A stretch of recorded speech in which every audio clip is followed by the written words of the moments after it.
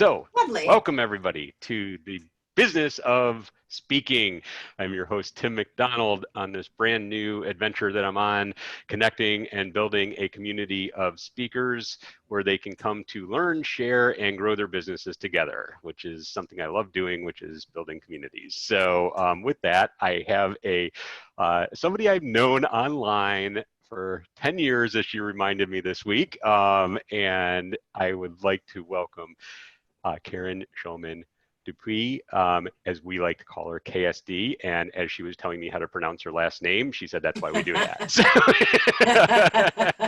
Truly. So, It's a mouthful, but yeah. my husband took my name and I took his name, so we both got saddled with it. I love that. I've known a couple of my friends who have done that too, and it's just so great to see the equality in not having to give up names, just adding on to your names. Yeah, So that's great. absolutely. But I, Absolutely. I do, I just like to let everybody know, and KSD, that this is a very informal conversation. I usually just start with one question and we see where it leads. So let me kick off by just asking, because it's always leads to so many fascinating other questions that I come up with, is, Sure. tell us a story of how you first got involved in speaking. Sure. So it was around actually the time that you and I first met. I had worked in telecom for 15 years, and I had to get out of telecom. Anybody who's worked in it that long really, forgets more than they know at that time. And I was really drawn to the social space and to the digital space. And I've been in it anyway since, I was in university. I was like, I hate to admit it, but I was a charter member of Match.com. I swear to God. So I was around for a really long time and using these channels, but in a really informal way. And what I realized is that a lot of my energy and a lot of where I was starting to get jazzed was being in that space. And this is, now 15 years ago. So I started to very intentionally move in that direction, and I moved into the social space. And then I actually got a job working for the largest global innovation hub in Toronto called Mars Discovery District. And at that time, I was doing some workshops and, teaching people how to use social and why was it important, and, how could startups use it. And it was all in and around the innovation space, of course, and working in technology and such. And of course I was building community without a dollar to my name. We were a not-for-profit organization, so I didn't have a budget. And then, so there was a lot of bartering going on, right? It was like, can we get amplification for creating space? Can we, collaborate on, telling this story? And so I actually had a group come to me, which was the Women in Communications and Technology group. And they, wanted to have me do a talk. And I said, sure. And they couldn't afford to pay me. So I said, how about we barter, 2 years membership for a talk? And they were like, okay. And that was really the beginning of it. And it was an incredibly powerful experience for me. I was speaking about my own experience in changing careers. And I didn't realize it then, because disruption is a huge kind of focus for me right now, but we can get to that later. But I was telling a bit of my story and talking to women about how they can, intentionally move forward in their careers. And I had this one walk up to me afterward, and she just walked straight up to me and she burst into tears. And I thought, wow, I hugged her and I thanked her for her vulnerability and for her authenticity, clearly. And I just realized that there was a lot of value in me sharing my perspective and my story and using my voice. And that was really it. That started it for me. Well, that's great. I love how most people I'm speaking with never planned on getting into speaking. It just all kind of happened. But let me, and you obviously had a great experience, which is sometimes unusual compared to a lot of speakers I've spoken to for their first time. But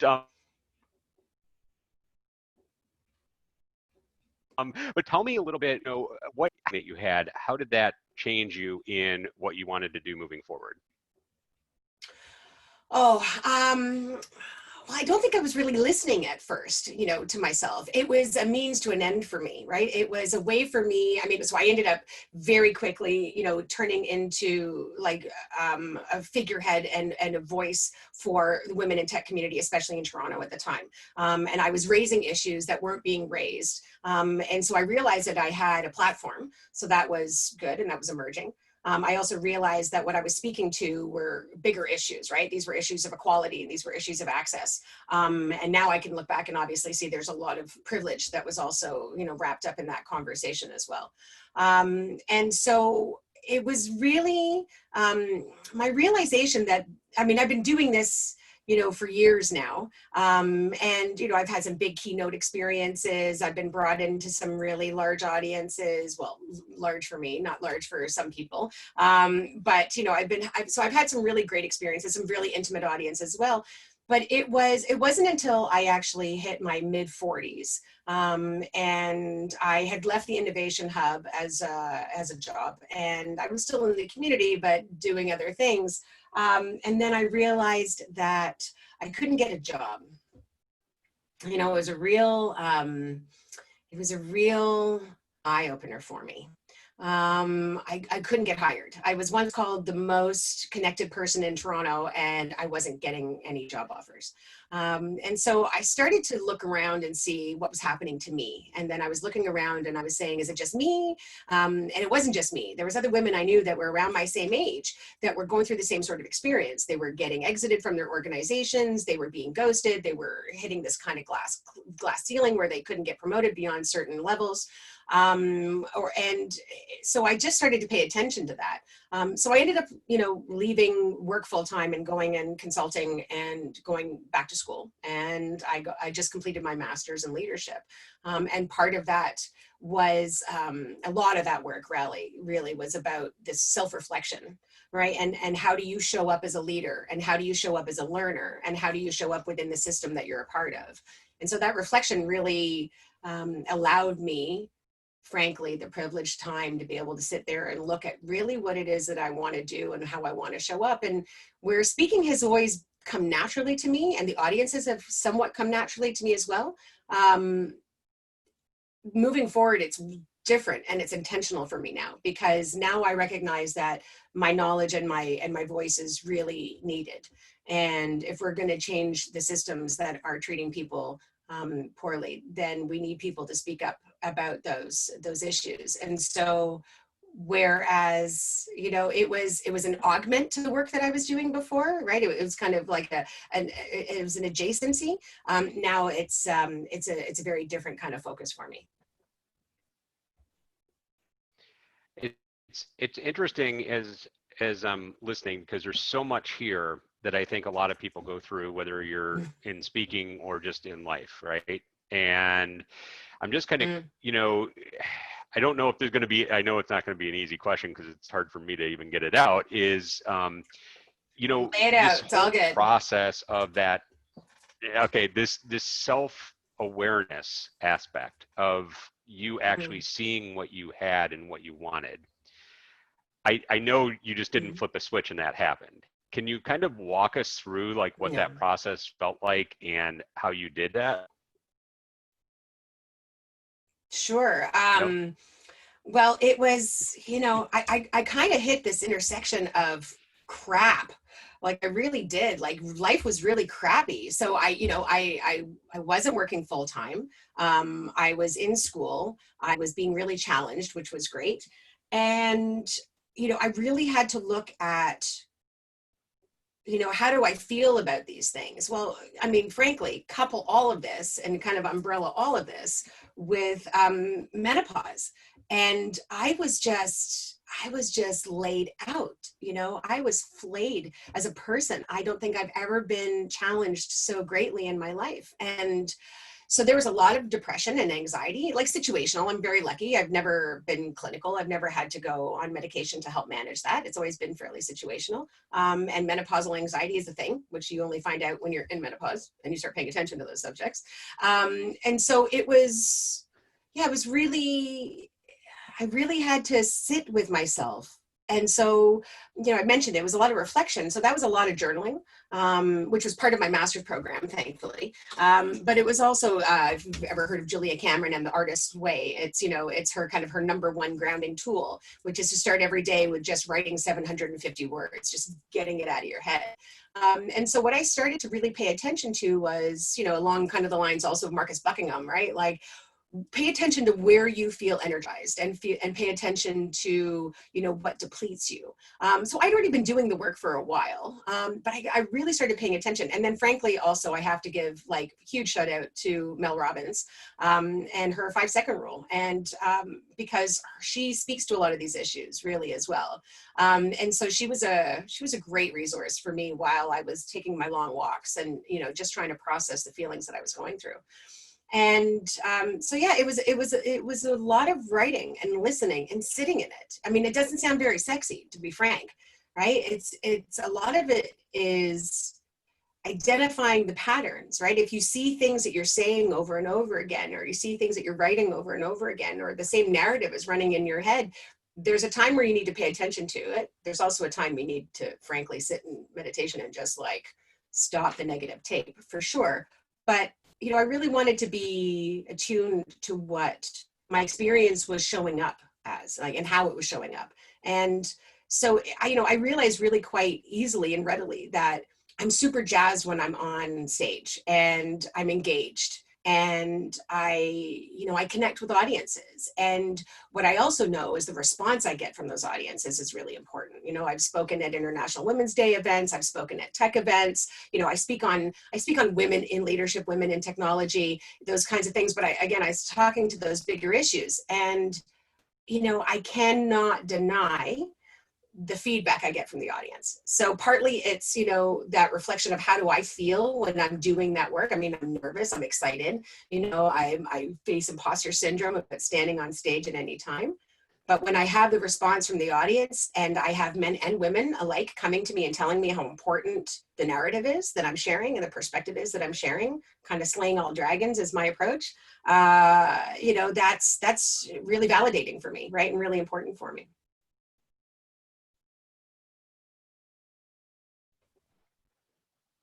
We've kind of gone through all this, and when we look at the business side of speaking, how has that really really changed your approach to what you originally thought about speaking, that first time where you just got to exchange it for the 2-year membership and getting that great feedback, and just knowing you wanted that kind of feeling again? How is that, what have you learned from going through this process from then until now, as far as on the business side, what speaking is about more than just getting up on the stage and talking to people?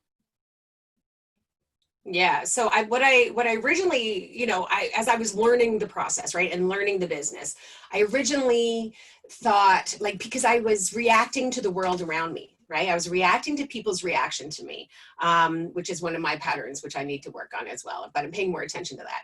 And by that, I mean, I had people coming to me saying, oh, I loved your talk. Can you do workshops as well? Or I love your talk. Can you wrap this up and give me other content that you can deliver on, right? So that I'm a more robust speaker. And this is in the sense of working with agents or agencies. And I was like, sure, I can do that. And then the reality is that now, I mean, this is a few years later, right? But now I realize I don't want to do that. I don't want to talk about social media 101, and I don't want to talk about how do you network and how do you use LinkedIn and such. And all, God love the people who want to. I've been there, done that. I used to teach this stuff at a college level as well, right? But that's not where I want to spend my energy. And so I realized that my opportunities moving forward are going to be a little bit more limited than they would have been had I wrapped myself up in kind of the package that a lot of speakers do, right? That they have a keynote and then they do workshops. So I can still do that, but the way I'm going to show up moving forward is going to be on my subject matter. And it's going to be the way that I want to present it, not just kind of cookie cutter and fit into the mold that already exists. So I recognize that I'm probably still going to be a couple years away from, realizing the speaking career that I want. and that I expect. But that is, but that's okay. Like, I also think that this is the time. If everything is going to get broken, we might as well break it all at the same time, is my thinking, right? So, now is the time for me to actually show up the way that I think has a really, a different feel and a different impact and a different flavor to it, and not just kind of do that cookie mold sort of approach. And frankly, I think that people are going to be ready for it.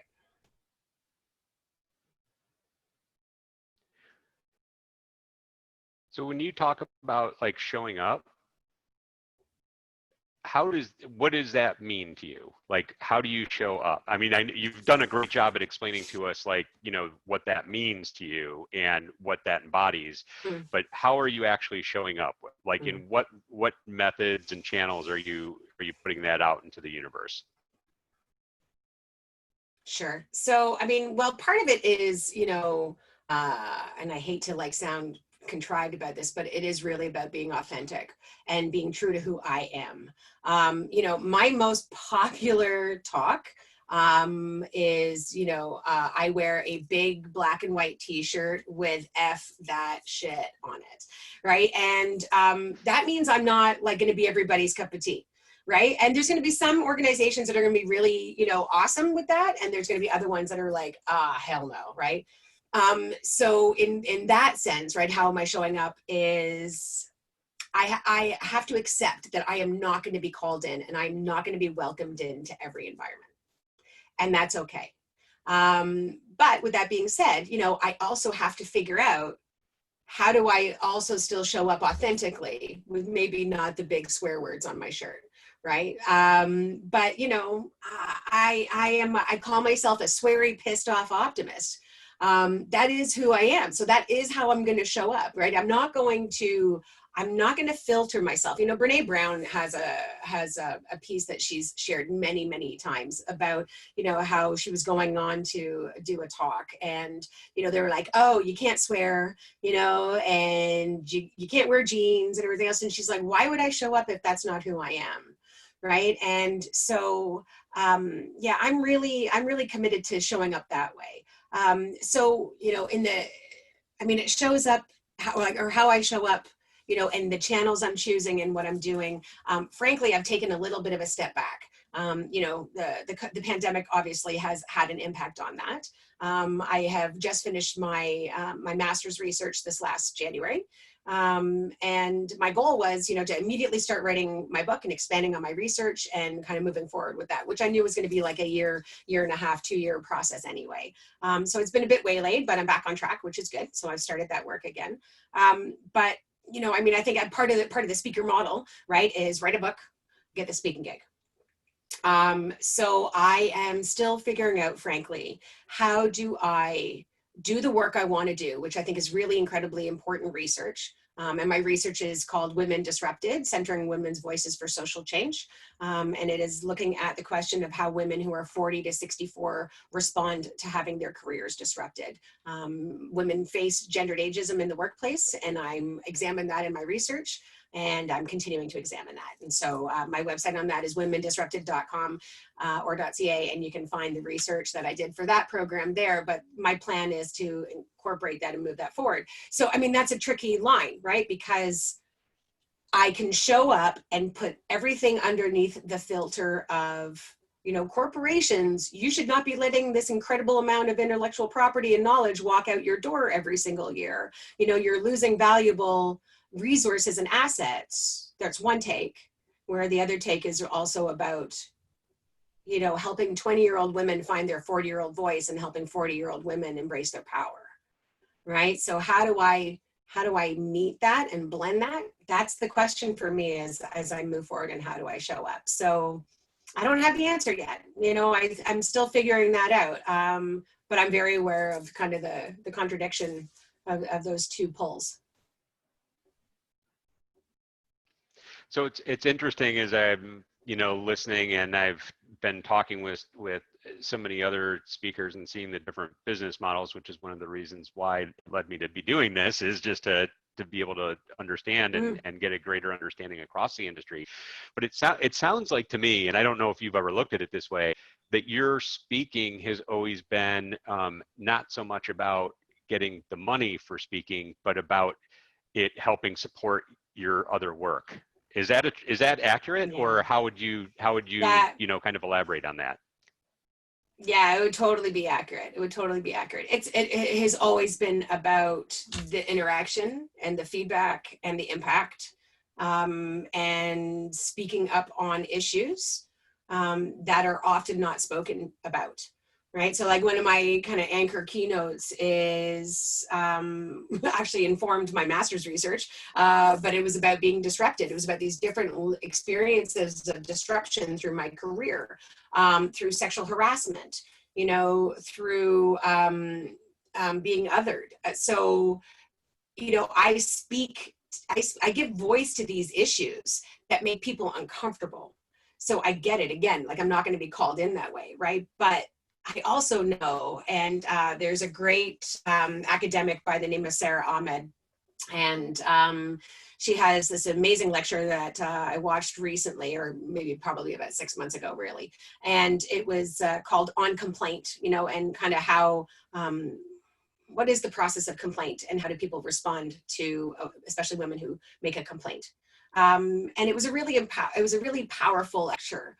And I tweeted to her and just said, thanks for reminding me that when I speak up and I use my voice, I announce myself so that others can find me. And that's the key, right? And you're right, Tim. I've never been in it for the money. The money's nice, don't get me wrong. You want to be paid well, and you want to, I want to be able to provide for my family, and I want to be able to use this actually as a, sustainable income for me. That would be brilliant. But it is about the impact. And so there's a lot of work that I do that I'm not getting paid for, right? But that supports the work. And I have to say, for myself personally, I've never had a goal. I've never said I want to be a millionaire. I never said, I want to have this, I want to do that, I want to own this or anything else. I've always moved in a direction. So for me, yeah, the direction matters more than, a goal. I don't have a goal of speaking to 20,000 people. I have, the direction I'm going in is to impact social change positively wherever I possibly can. Wonderful. Well, I just because I know we're getting close to our time. So one question that I like to ask to kind of wrap things up, because I also know that being a community is welcoming people who are interested in getting in speaking involved in the community.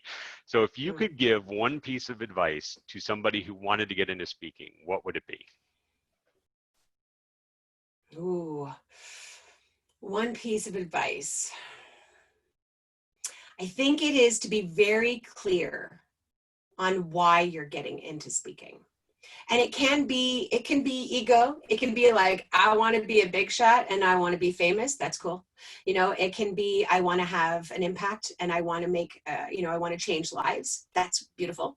It both and, right? It doesn't have to be either or, but knowing why you're getting into it will actually drive your success, and it will drive your direction. And as long as you know where you're going, and as Oprah says, keeping your eyes on your own race, you can forge ahead in your own way.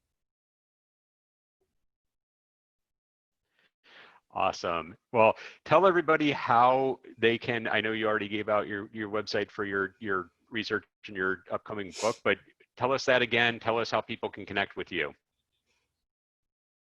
Sure. I'm KarenSD everywhere. Karen, S is in Sam, D is in dog, everywhere. I do go by KSD, and I'm not that kind of Karen. I would never put raisins in my potato salad, just saying, official.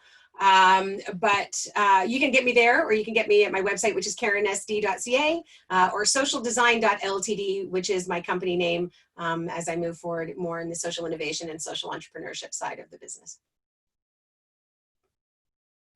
Well, awesome. Well, thank you so much, KSD, for taking time with us. And as I mentioned to you before we went live, I am going to actually stop the live broadcast, but keep you on and record something that we are going to offer to anybody that subscribes to our email list, speaking.business, and you can get it only there. So thanks, everybody, for tuning in today, and we will look forward to seeing you on our next show, The Business of Speaking.